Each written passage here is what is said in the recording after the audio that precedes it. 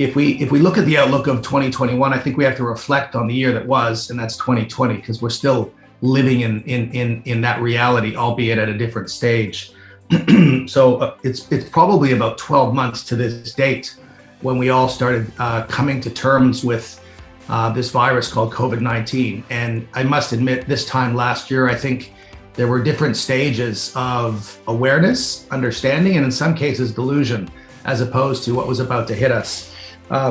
Certainly, there was a lot of discussions on the economic outlook in terms of various recovery scenarios. Deadlines have come and gone with respect to vaccination hope and lockdown programs. We've had varied success as it's our lived experience today with two similar countries in different stages. I mean, obviously Australia's endured some quite significant lockdowns on previous months and seems to be enjoying a little bit of normality as much as that can be in a COVID normal context. But certainly we feel for our Canadian colleagues and friends who are obviously having a different lived experience at present and are in, a series of lockdowns and hopefully, coming through the other side of that in a positive way. If we switch to the balance between sort of a health pandemic and the role of government stimulus and the impact on the economy, that's sort of been the balancing act throughout the course of the last 12 months and will continue to be so as we come out of this recovery. So there's been a lot about government stimulus. There's been reflections on impacts of trade. There's been strategies of purpose from various organizations, large organizations that have gone out of their way to preserve jobs and hold on to their people. We've seen the power of the consumer in a very real and meaningful way. And we've also seen, it may be odd to hear this from the technologists on this call, but we've certainly seen the arrival of digital platforms and new ways of working as people have scurried to find a way to keep their businesses up and operating and continuing to trade through the various different digital connection platforms that we have today, as evidenced by this forum. We've also seen the impact on cities as people have been working from home and the movement, the domestic movement has been held back quite considerably. And certainly domestic migration, we've seen some changes there, as whether we call them sea change or green change, but people have flocked out of their neighborhoods and cities and headed to holiday destinations to work from home, which has been interesting. And then lastly, I think we've also seen a change in social sentiment around what's important in life as people have been reflecting on their deal as it relates to a global health pandemic. So what does this all mean economically? Well, we're gonna get a look in to what the impacts are and how that impacts the outlook for both our countries when we hear from both Peter and Su-Lin.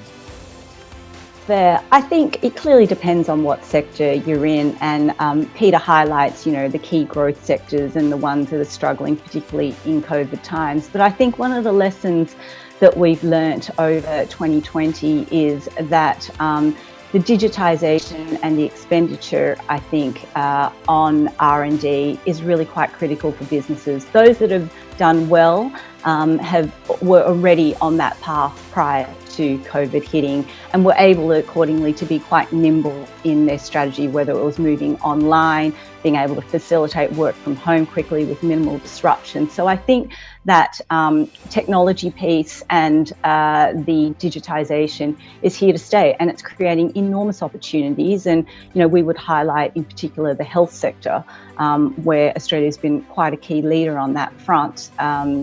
And digitisation is really important. So I think there are ongoing opportunities there. And I think the experience we've seen in terms of 2020 shows you that trend has accelerated in 2020 and will continue to do so. And businesses that continue to push on the forefront of that, I think will be rewarded. Well, I think there's going to be a fair amount of adaptation, but I wouldn't over-rotate on that to say that, the whole world has changed and we're all going to be operating digitally like this. There's a frustration with this at the moment. There's a weariness really that comes from this that I think people are going to want to be over. I would say that human psychological dynamics will actually have us operating back in glass and steel faster than anybody is predicting is going to occur. And I think the lessons that we've learned from previous shutdowns are that once a nucleus of people start actually gathering back in the old office place, there's concern among those who are operating digitally about what they're missing out on.